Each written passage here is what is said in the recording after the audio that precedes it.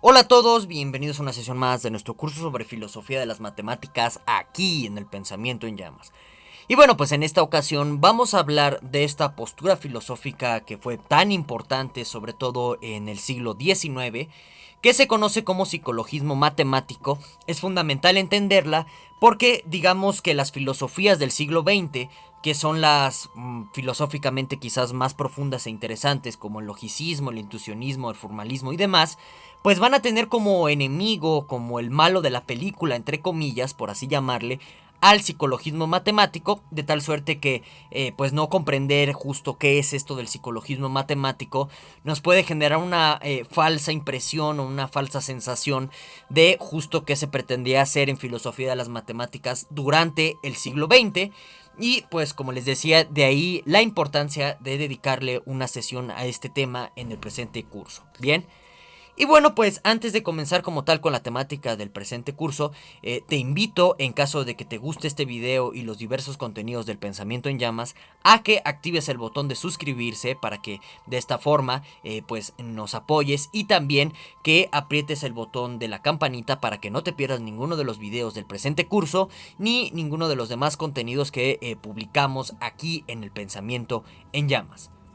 Por su parte, pues quiero dar un enorme agradecimiento a todas aquellas personas que decidieron volverse miembros del canal, porque bueno, pues es gracias a sus retribuciones económicas que el Pensamiento en Llamas puede seguir existiendo y que yo pues puedo seguir manteniendo esta oferta pública y gratuita de cursos de filosofía para todos aquellos que estén interesados. Y en este sentido, en caso de que te encuentres en posibilidad de apoyar el canal así como les digo económicamente, bueno, pues te extiendo la cordial invitación de que te vuelvas un miembro del Pensamiento en Llamas y que aproveches las diversas ofertas exclusivas que ofrezco para los miembros, ¿de acuerdo? Y bueno, pues ya terminando con estos breves comerciales, pues ahora sí vamos a comenzar de lleno con la temática de la presente sesión, que consistiría en delinear esto que se conoce como el psicologismo matemático. Entonces, primero que nada, pues partamos de una definición fundamental del psicologismo matemático.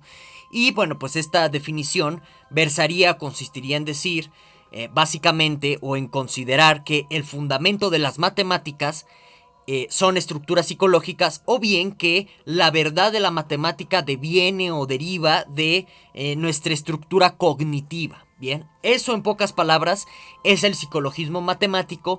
Por supuesto, un grave problema filosófico que se sigue de aquí es el estatus de la verdad matemática, es decir, cosas como 2 y 2 es 4, pues terminarían siendo verdaderas en virtud de mi estructura cognitiva o de mi estructura psicológica para sumar números, ¿de acuerdo?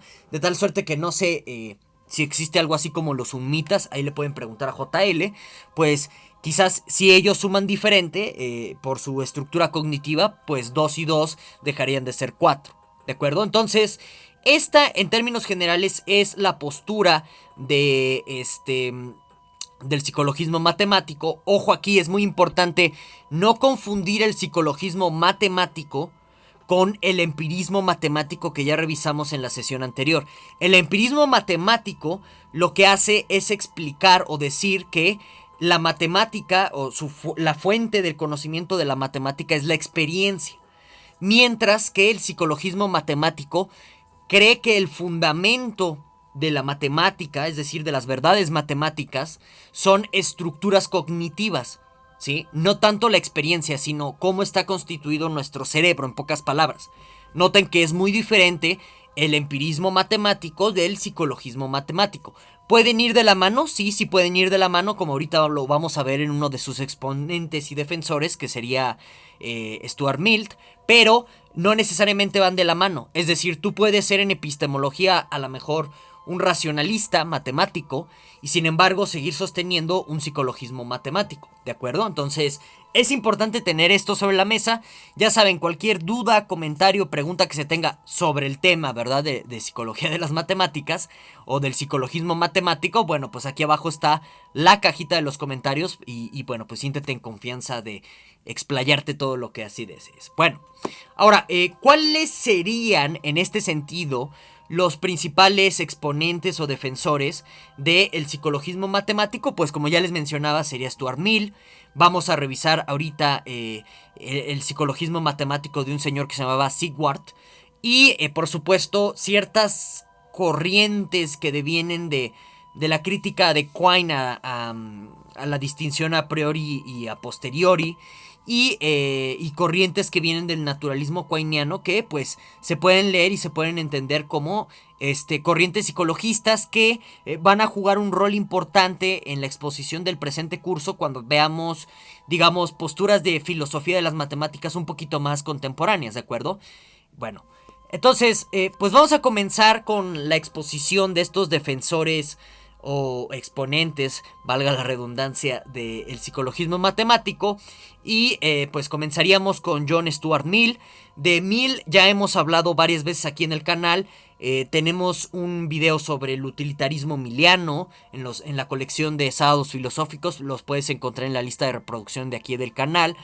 También en nuestro curso de lógica y filosofía de la lógica ya hablamos de la inducción y de lo que se conoce como los cánones de Mill.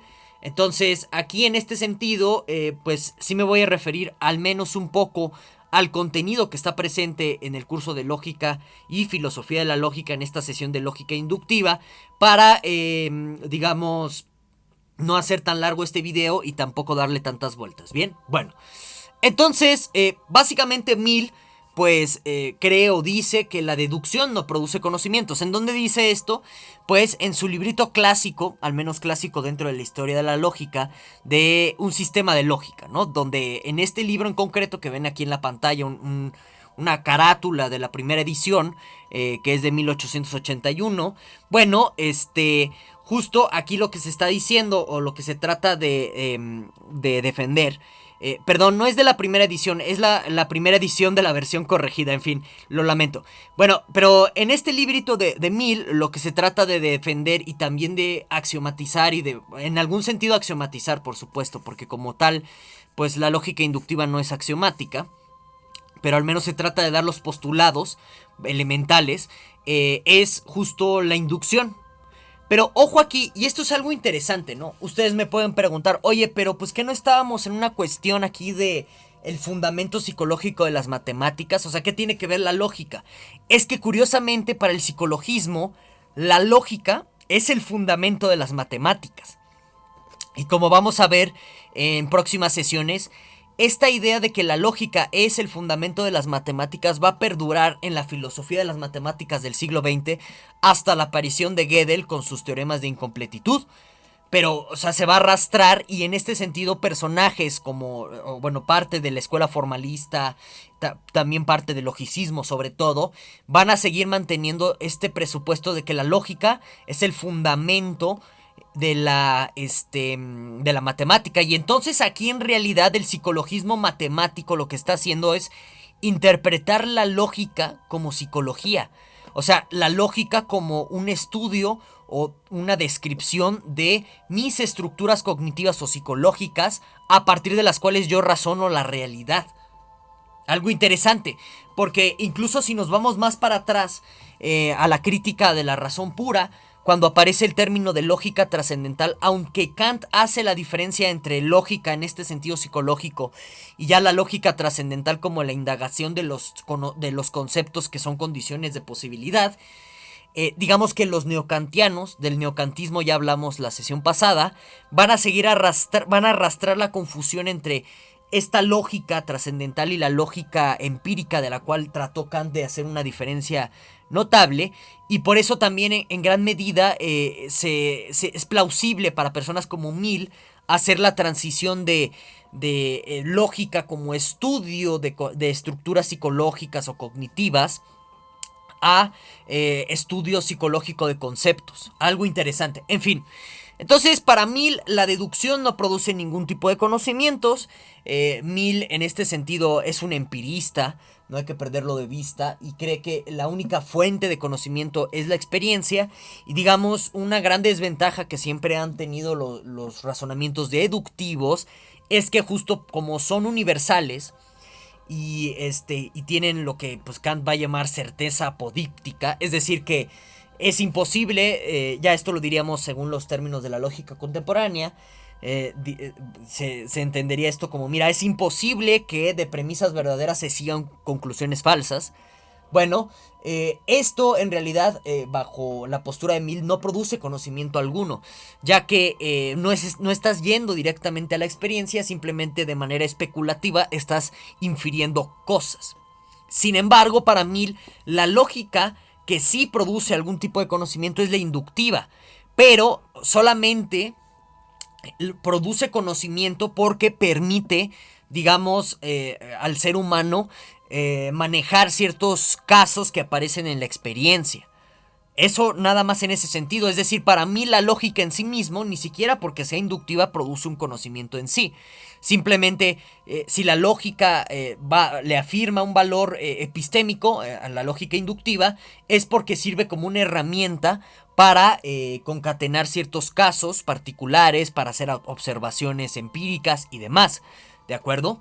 En este sentido, Mill ve a la inducción como un proceso psicológico a partir del cual pues nuestro cerebro acomoda la información que viene caso por caso para que tú puedas inferir el siguiente caso particular, como algunos entienden, digamos, la definición pues digamos más coloquial de inducción, ¿no? Como la inferencia caso por caso. Bueno, entonces si la matemática en este sentido, dice Mill, ¿no?, ha de ser verdadera, bueno, pues se tiene que fundamentar en la inducción. Porque, de nuevo, aquí el psicologista está partiendo de que la lógica es el fundamento de la matemática. Siendo la lógica psicología, pues la matemática también se vuelve psicología. ¿Por qué? Porque en este sentido, sobre todo en el caso de Mill, la matemática nada más tiene un valor en sentido epistemológico porque me sirve para organizar cognitivamente hablando la realidad de cierta forma. Es decir, mediante la abstracción matemática yo puedo hacer que mi cerebro, por así decirlo, funcione mejor. Y entonces, de nuevo, aquí la matemática solamente tiene un valor en tanto que por un lado remita a la inducción, que la inducción es un proceso psicológico según Mill, lo cual es debatible, tanto en lógica como en filosofía de las matemáticas. Ya después veremos posturas al respecto. Pero en este sentido también la matemática se vuelve psicología porque estructuras como por ejemplo las que tú ves en el plano cartesiano, en la representación geométrica cartesiana, son estructuras que simplemente hacen que nuestro cerebro funcione mejor cognitivamente hablando. Pero no es que exista algo así como el triángulo de isósceles por sí mismo, digamos como ejemplo. Entonces, en esto consistiría el psicologismo de Mill. De nuevo, se basa en decir que la inducción es psicológica, ¿sí? La lógica inductiva es psicológica y siendo la lógica la base de la matemática, pues en consecuencia la matemática también es psicológica, ¿de acuerdo? En este sentido, hay que entender a la matemática aquí como esta herramienta para hacer procesos cognitivos más sencillos en cuestiones de investigación empírica. Bien, por supuesto que esto es muy cuestionable, sobre todo el salto que hace Mill entre, mira, como el fundamento de la matemática es psicológico, entonces también la matemática es psicológica. Eso no se sigue necesariamente, pero ya después lo iremos checando y revisando a lo largo de este curso. Muy bien, ahora vamos a ver el psicologismo de Sigwart. Ahí en la pantalla pues estaría el librito que yo les recomiendo por si están interesados en esta postura psicologista. Bueno, básicamente Sigwart dice que si una demostración lógica, de nuevo aquí también es interesante observar cómo en el psicologismo matemático de Sigwart se parte del supuesto de que la lógica es fundamento de la matemática. Entonces, por eso los psicologistas parten siempre diciendo que la lógica es psicología.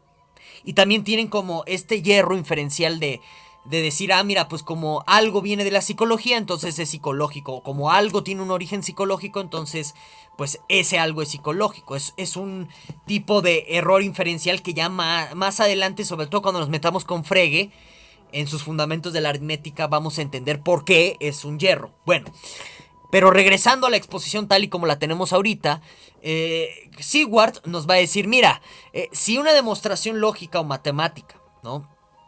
Porque recordemos que el fundamento aquí de la matemática es la lógica, ha de ser verdadera, es porque existe algo que él llama sentimiento de gratificación. ¿Qué quiere decir con esto? Bueno, según Sidward, una inferencia, ya sea puramente lógica o puramente matemática, por ejemplo con todo el tipo de demostraciones que hay para demostrar, valga la redundancia, el teorema de Pitágoras y demás, Sidward dice que pues eso es el caso, o decimos que esas demostraciones son válidas, y en este sentido que las proposiciones lógicas o matemáticas son verdaderas, siempre que le produzca al razonador, es decir, a la persona que está utilizando cierta demostración lógica o matemática, le esté produciendo un cierto sentimiento de reconfort. Entonces, no sé si alguno de ustedes ha experimentado ese sentimiento de gratificación. O sea que a mí me llegaba a pasar mucho en clases de lógica cuando era estudiante, ¿no? O sea que tú lograbas demostrar un teorema muy complicado y sentías como bonito, ¿no? De, mira, por fin pude demostrar algo que yo creía muy difícil. Sobre todo pasa en teoría de conjuntos, en fin. Puede que nunca lo hayas experimentado y es completamente normal, no importa. Nada más era para ejemplificar qué quiere decir Sidward. Entonces, básicamente, de esto se va a seguir lo siguiente. Que no existe algo así como una verdad matemática, ni tampoco como una verdad lógica. A lo mucho la lógica y la matemática tienen un valor de segundo a mano, es decir, en tanto que sirvan como herramientas, pero en sí, tanto el valor lógico o el valor de la verdad, el valor de las verdades lógicas o el valor de las verdades matemáticas solamente es conferido en tanto que las personas que utilicen lógica o matemáticas se sienten reconfortadas consigo mismas, ¿de acuerdo? Y justo en este sentido, Sidward también trata de explicar el por qué a veces suele la gente darle más pesos a los argumentos de personas que tienen una postura similar a la suya, ¿sí? O sea, si yo me encuentro con un libertario, puede que por una cuestión de gratificación respecto a lo que él me diga, pues le den automático la razón sin ni siquiera verificar si sus argumentos son válidos. Entonces, todo este tipo de estudios los hace Sidward y él es un psicologista matemático porque está diciendo que el fundamento de lo que sea lógicamente verdadero o lo que es matemáticamente verdadero es este sentimiento de gratificación. ¿De acuerdo? Una postura interesante. Si alguien tiene una duda o comentario, pues ya saben que aquí abajito está, pues valga la redundancia, la cajita de comentarios. Continuamos. Tenemos por su parte el famoso naturalismo de Quine, que bueno, dicho sea de paso, no es algo que diga directamente Quine, sino que es algo que se sigue o que se va a seguir por parte de los quineanos, es decir, de los seguidores de Quine. Pero digamos en pocas palabras, y esto lo vamos a ver como ya les indicaba más adelante en próximas sesiones de este curso, digamos que el gran problema que pone Quine sobre la mesa a raíz de su famoso artículo de 2 dogmas del empirismo es justo sobre la fundamentación de la necesidad matemática. ¿Por qué? Porque Quine en 2 dogmas del empirismo nos dice que la noción de a prioricidad es injustificada, es decir, que la distinción a priori y a posteriori, pues en realidad apela a la misma distinción de a priori, o sea, es una distinción a priorística, porque no tienes que ir al mundo para verificarla, y entonces esa distinción es arbitraria.